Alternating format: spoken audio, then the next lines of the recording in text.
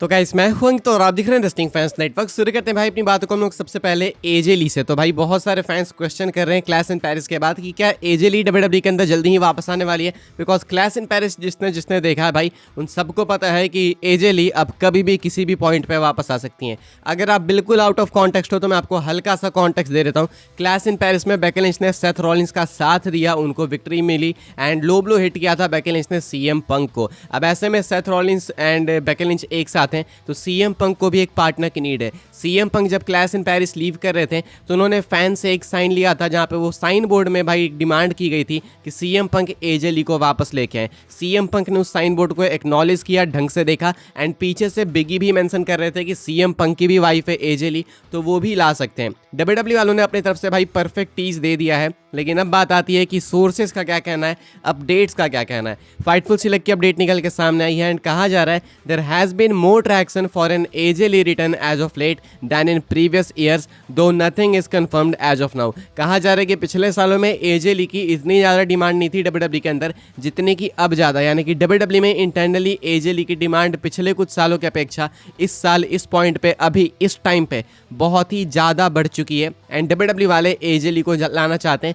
हालांकि अभी कुछ भी कंफर्म नहीं कि एजे ली वापस आएंगी या फिर नहीं आएंगी तो कब आएंगी। डब्ल्यूडब्ल्यूई वाले रसलपलूजा को मैसिव बनाना चाहते हैं। ईएसपीएन के ऊपर पहला पीएलई होने वाला है तो रसलपलूजा को मैसिव बनाने के लिए डब्ल्यूडब्ल्यूई वाले वहाँ पे लेसनर का भी मैच कराने वाले हैं।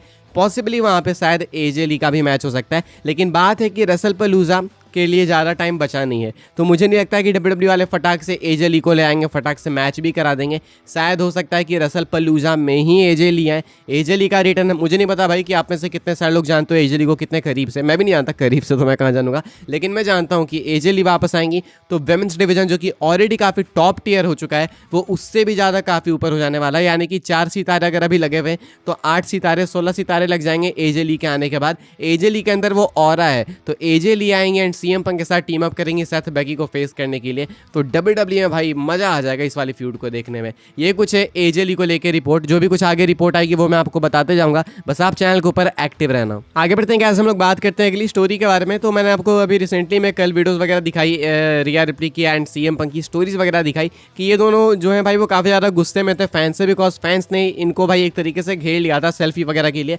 ऑटोग्राफ वगैरह साइन कराने के लिए। तो इनको ये चीज़ें पसंद नहीं आई। बाद में ट्विटर पर फैंस ने डिमांड किया भाई कि सिक्योरिटी की नीड है ये वो, तो डब्ल्यूडब्ल्यूई ने फाइनली इन लोगों को सिक्योरिटी दे दी है। अगर मैं गलत नहीं तो इस वीडियो के अंदर रॉक्सन पेरेज है एंड इनको स्पॉट किया गया सिक्योरिटी के साथ। ये जो इंसिडेंट्स हुए हैं जब फैंस ने बिल्कुल भाई झपटा मार दिया एक तरीके से सुपरस्टार्स पे, तो उसके बाद अभी सिक्योरिटी इक्का दुक्का भाई डब्ल्यूडब्ल्यूई सुपरस्टार्स के साथ में घूम रहे हैं ताकि रास्ता ये लोग क्लियर कर सकें। अब ये चीज़ पहले ही कर देते भाई तो ये ड्रामा होता ही नहीं। लाइक एक कॉमन सेंस है कि अगर कोई सेलिब्रिटी है तो उसके अराउंड एटलीस्ट 2 सिक्योरिटी गार्ड्स तो होने ही चाहिए। आप सेलिब्रिटी हो, आप फेमस हो, तो आप ये नहीं एक्सपेक्ट कर सकते ना कि आप रोड पे नॉर्मल लोगों की तरह घूमोगे। अगर आपको कोई जानता है, यहाँ पे भाई दोस्त यार जानते हैं तो रास्ते में मिलते जुलते हैं, हाथ मिला लेते हैं, गले मिल लेते हैं, सेल्फी ले लेते हैं, फोटो ले लेते हैं। तो आप तो सेलिब्रिटी हो, आपको तो हजारों लोग लाखों लोग जान रहे हैं एंड वैसे भी आप जा भी उसी जगह पे रहे हो जहाँ पे आपका ही इवेंट है, तो ऑब्वियसली लोग आप पे झपटा मारेंगे। किसी का इंटेंशन नहीं होता कि आपको धक्का मारे या फिर आपको चपेट मारे, वो धक्का मुक्की में हो जाती है। हमारे यहाँ भाई इतना मेला लगता है, हम तो सेलिब्रिटी भी नहीं है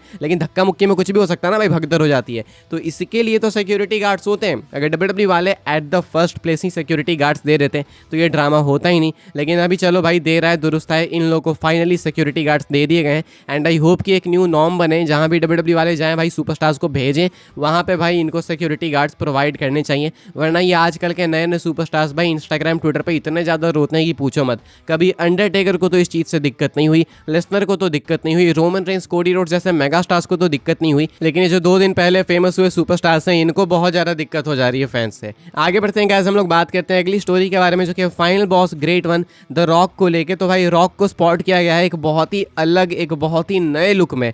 रॉक की एक वीडियो निकल के सामने यहाँ पे देख सकते हो भाई, एंड ये फोटो भी आप देख सकते हो, मतलब स्क्रीनशॉट ही है। यहाँ पे रॉक भाई बिल्कुल सेम दिख ही नहीं रहे। रॉक ने भाई काफ़ी मसल लूज़ किया है। कुछ लोग कह रहे हैं कि ये रॉक नहीं, ये पेबल है। आई मीन ये एक फालतू जोक है, लेकिन भाई अब मैं क्या बोलूँ, इसमें रॉक की देखो एज हो गई है तो मसल लूज़ होना बनता है, लेकिन ये मुझे लगता है इंटेंशनली मसल लूज़ किया गया है। या तो रॉक किसी मूवी के लिए भाई अपनी फिजिक बना रहे हैं, या तो हो सकता है कि नेचुरली मसल लॉस हो रहा है इनका। लेकिन जो भी है अभी रॉक पहले जैसे नहीं दिख रहे। मैं ये नहीं बोलूँगा अच्छे दिख रहे हैं या ख़राब दिख रहे हैं, उम्र के साथ चीज़ें बदलती है, life is all about changes. तो ये बदलाव आया है रॉक में, लेकिन ऐसा नहीं लगता कि बहुत अचानक से ही आ गया। अभी एलिमिनेशन चेंबर में तो रॉक बिल्कुल सही दिख रहे थे भाई, परफेक्ट फिजिक दिख रही थी, लेकिन अचानक से इतने ज़्यादा दुबले कैसे हो गए? ये एक नया ट्रेंड आया है क्या इंडस्ट्री के अंदर? क्योंकि अभी हमने बटिस्टा को भी देखा था कुछ महीने पहले, बटिस्टा की भी एक नई फोटो निकल के सामने आई थी, बटिस्टा भी काफ़ी स्लिम हो गए हैं। तो ये क्या रॉक उनको ही कॉपी कर रहे हैं? रॉक की नई अपीयरेंस है एंड काफ़ी वायरल अपीयरेंस है। आगे बढ़ते हैं गाइस, हम लोग बात करते हैं ट्राइबल चीफ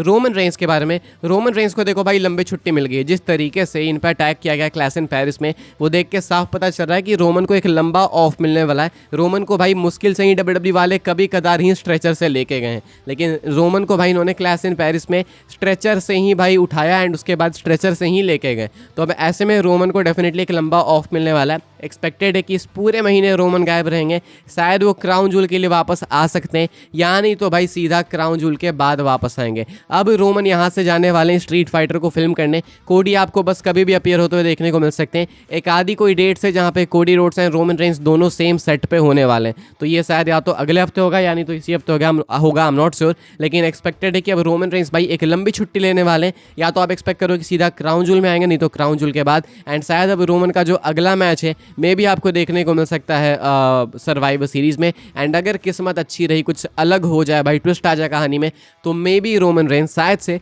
क्राउन जूल में compete कर सकते हैं। बाकी भाई जैसा ये अटैक था ऐसा लगा कि रोमन की जान ही लेना चाह रहे थे भाई। ब्रॉन्सन रीड एंड ब्रेकर भाई बिल्कुल सैंडविच बना दिया रोमन को, बैक टू बैक सुनामीज, फिर स्पीयर्स, भाई रोमन की हालत ही खराब कर दी। रोमन को मैच जीत के चुपचाप चले जाना चाहिए था वहाँ से, फालतू के पंगे ले लिए पॉल हेमन से एंड उसके बाद वहाँ पे टिक गए फैंस के लिए, जूते साइन करने लगे, तभी भाई आ गए ये दोनों पता नहीं कहाँ से भाई, एंड रोमन की हालत ही खराब कर दी। खैर भाई आगे बढ़ते हम लोग बात करते हैं अपनी आखिरी स्टोरी के बारे में, जो कि मंडे नाइट रॉ को लेके। तो भाई आज मंडे नाइट रॉ का एपिसोड होने वाला है, कल सुबह 5:30 में नहीं होने वाला है भाई, आज ही रात को होने वाला है। एंड ये होने वाला है 11:30 में, जैसे कल क्लैश इन पेरिस चालू हुआ था 11:30 में, ये भी 11:30 में होने वाला है, बिकॉज ये भी पेरिस से ही एपिसोड है। अब ऐसे में भाई क्या कंफर्म है वो मैं आपको बता देता हूँ। डब्ल्यूडब्ल्यूई इंटरकॉन्टिनेंटल चैंपियनशिप का मैच है, जहाँ पे डोमिनिक मिस्टीरियो डिफेंड करेंगे अगेंस्ट एजे स्टाइल्स। क्या ये सही अपॉर्चुनिटी है, क्या ये सही टाइम है कि एजे स्टाइल्स को इंटरकॉन्टिनेंटल चैंपियन बनाया जाए? मैं चाहता हूँ कि एजे स्टाइल्स को टाइटल मिले, लेकिन ऐसा भी नहीं कि डोमिनिक से बहुत ज़्यादा बोर हो चुका हूँ मैं, तो कुछ भी यहाँ पे रिजल्ट तो चलेगा। लेकिन हाँ एक चीज़ होगी, अगर एजे स्टाइल्स हारेंगे तो क्वेश्चन आएगा